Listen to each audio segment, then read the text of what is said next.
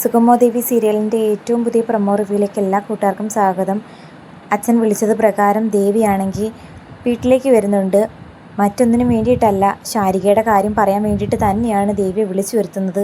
കൂടെ മുരളി ഉള്ളപ്പോഴത്തേക്കും മാധവനാണെങ്കിൽ ചെറിയ വിഷമമുണ്ട്. കാരണം വിശ്വാസവഞ്ചന പോലെ ആയിപ്പോയില്ലേ വിവാഹം ഉറപ്പിച്ചതിന് ശേഷം അത് മാറ്റി വെക്കുക എന്നത്.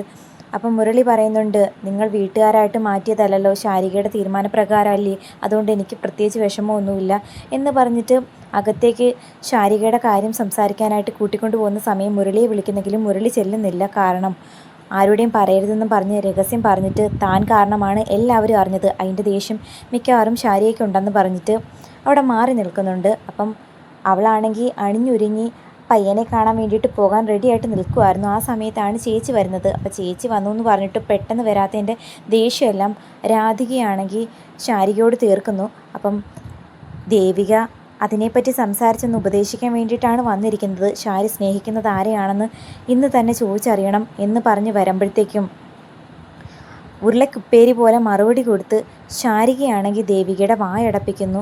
ശാരി, നീ ഇങ്ങനെ പോവുകയാണെങ്കിൽ ദുഃഖിക്കേണ്ടി വരും. നിൻ്റെ സ്വഭാവം ഒരുപാട് മാറിയിട്ടുണ്ട്. പണ്ടത്തെ ശാരിയല്ല. ഇപ്പം നിൻ്റെ സ്വഭാവത്തിലും സംസാരത്തിലും പെരുമാറ്റത്തിലൊക്കെ ഒരുപാട് മാറ്റമുണ്ട്.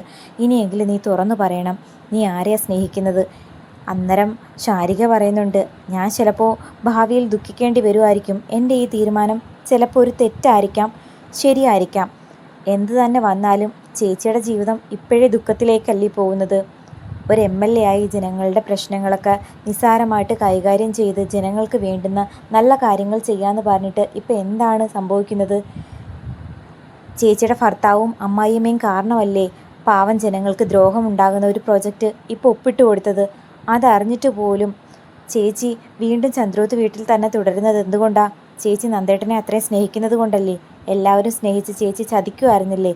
അത് മനസ്സിലാക്കിയിട്ടും ചേച്ചി എന്തുകൊണ്ട് അവിടുന്ന് പുറത്ത് വരുന്നില്ല എന്നുള്ള ചോദ്യത്തിൽ രാധികയും മാധവനും പകച്ചു നിൽക്കുന്നുണ്ട്. ശാരി, ഞാൻ എൻ്റെ കാര്യത്തെക്കുറിച്ച് പറയാനല്ല വന്നത്, നിൻ്റെ കാര്യത്തെക്കുറിച്ച് ഓർത്ത് ഇവിടെ എല്ലാവർക്കും നല്ല പേടിയുണ്ട്. ചേച്ചി, എന്നെ നോക്കാൻ എനിക്കറിയാം. മാത്രമല്ല ഞാനൊരു കൊച്ചുകുട്ടിയൊന്നുമല്ല. എൻ്റെ ലൈഫ് എങ്ങനെ പോകണം പോണ്ട എന്ന് തീരുമാനിക്കുന്നത് ഞാനാ. പിന്നെ ചേച്ചി കാണിച്ചതുപോലെ മണ്ടത്തരമൊന്നും ഞാൻ കാണിക്കില്ല. എൻ്റെ മനസാക്ഷിക്ക് ശരിയെന്ന് തോന്നുന്ന കാര്യം മാത്രമേ ഞാൻ ചെയ്യൂ. മറ്റാർക്ക് ദ്രോഹം വരുന്ന ഒരു കാര്യവും ഞാൻ ചെയ്യില്ല ചേച്ചി എന്ന് പറയുമ്പോൾ ദേവിക്കാണെങ്കിൽ മറ്റൊന്നും പറയാൻ പറ്റുന്നില്ല. കാരണം ഒരുപാട് ജനങ്ങളെ വിശ്വസിച്ച് വോട്ട് തന്ന ജനങ്ങളെ ചതിക്കുന്ന ഏറ്റവും വലിയൊരു തീരുമാനമാണ് നന്ദനും പ്രഭാവതിയും പറഞ്ഞത് കാരണം ദേവി എടുത്തത്. ആര് തന്നെ സ്വാധീനിക്കാൻ ശ്രമിച്ചാൽ പോലും അങ്ങനെ ഒരു കാര്യം ചെയ്യാൻ പാടില്ലായിരുന്നു.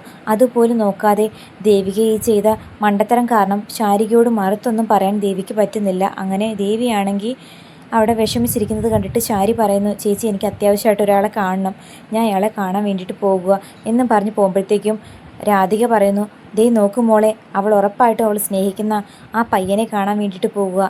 ഇവൾ എന്തിനുള്ള പുറപ്പാടാണെന്ന് ഞാൻ ആലോചിക്കുന്നത്. വേണ്ടമ്മ, ശാരി പറഞ്ഞത് കേട്ടില്ല. എന്നെപ്പോലല്ല അവൾ വേണ്ടുന്ന യുക്തിപരമായിട്ട് ചിന്തിച്ച് തീരുമാനമെടുക്കുന്ന പെൺകുട്ടിയാണ്. പേടിക്കേണ്ട കാര്യമില്ല, അവളെ നോക്കാൻ അവൾക്കറിയാം. അങ്ങനെ ശാരികയാണെങ്കിൽ പുറത്തേക്ക് വരുന്ന സമയത്ത് മുരളിയേട്ടനാണെങ്കിൽ ഫോണും പിടിച്ച് നിൽക്കുന്നത് കണ്ട് ശാരി വന്ന് ചോദിക്കുന്നുണ്ട്. എന്തായാലും മുരളിയേട്ടനെ വിശ്വസിച്ച ഒരു കാര്യം പറഞ്ഞിട്ട് അതിനി അറിയാൻ ആരുമില്ല. ഒരു കണക്കിന് നന്നായി. ഞാനായിട്ട് മറ്റുള്ളവരോട് പറയാൻ ബുദ്ധിമുട്ടി നിന്ന സമയത്ത് മുരളിയേട്ടൻ കാരണം എല്ലാവരും അറിഞ്ഞു.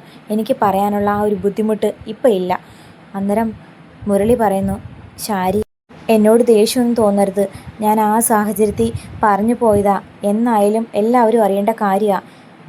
എന്നാലും മുരളിയേട്ടനെ ഞാൻ ഇങ്ങനെയൊന്നും പ്രതീക്ഷിച്ചില്ല. നിൻ്റെ ഭാവിക്ക് വേണ്ടിയിട്ടാണ് മോളെ ഞാൻ അങ്ങനെ പറഞ്ഞത്. ഇനിയും നീ സ്നേഹിക്കുന്നത് ആരെയാണെന്ന് മറച്ചു വെക്കാൻ പാടില്ല.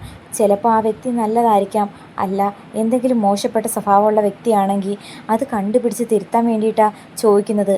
3 കുടുംബങ്ങളെ ബാധിക്കുന്ന പ്രശ്നമാണെന്ന് നീ മറക്കരുത് മോളെ. നിൻ്റെ കുടുംബത്തെയും ചന്ദ്രോത്ത് വീട്ടിനെയും എൻ്റെ വീട്ടിനെയും ഒരുപോലെ ബാധിക്കുന്ന പ്രശ്നമായത്.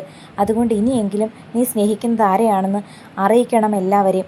എന്നോട് പറയാൻ ബുദ്ധിമുട്ടാണെങ്കിൽ ദേവികയോടായാലും പറയണം. ദേവിക ഒരിക്കലും നിൻ്റെ തിന്മ പ്രതീക്ഷിക്കത്തില്ല, നന്മ മാത്രമേ ആഗ്രഹിക്കൂ എന്ന് പറയുമ്പോൾ മുരളിയേട്ടൻ വിഷമിക്കേണ്ട, ഇന്നെന്തായാലും ഞാൻ സ്നേഹിക്കുന്നത് ആരെയാണെന്ന് അറിയിച്ചിരിക്കും എല്ലാവരെയും എന്ന് പറഞ്ഞിട്ട് ശാരിയാണെങ്കിൽ സ്നേഹിക്കുന്ന ആളെ കാണാൻ വേണ്ടിയിട്ട് പോകുന്നു. എന്നിട്ട് കോൾ ചെയ്ത് പറയുന്നു, പറഞ്ഞ സ്ഥലത്ത് എത്തിയിട്ടുണ്ട്, എവിടെ ആയെന്ന് ചോദിക്കുമ്പോൾ ഞാൻ ഇപ്പോൾ അങ്ങോട്ടേക്ക് വരാമെന്ന് പറയുന്നു. പക്ഷേ അതേസമയം അരുന്ധതിയുടെ വണ്ടി ഇപ്പോൾ ഇസബല്ല നന്ദന് മേടിച്ചു കൊടുത്തില്ലായിരുന്നോ?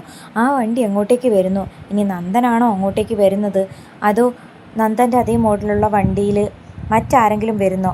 എന്തായാലും ശാരിക സ്നേഹിക്കുന്നത് ഋഷിയാണോ എന്ന് നല്ല സംശയമുണ്ട്. കാത്തിരിക്കാം. ഇന്നെന്തായാലും ആ ഒരു ഡൗട്ട് ക്ലിയർ ചെയ്യാൻ സാധിക്കും.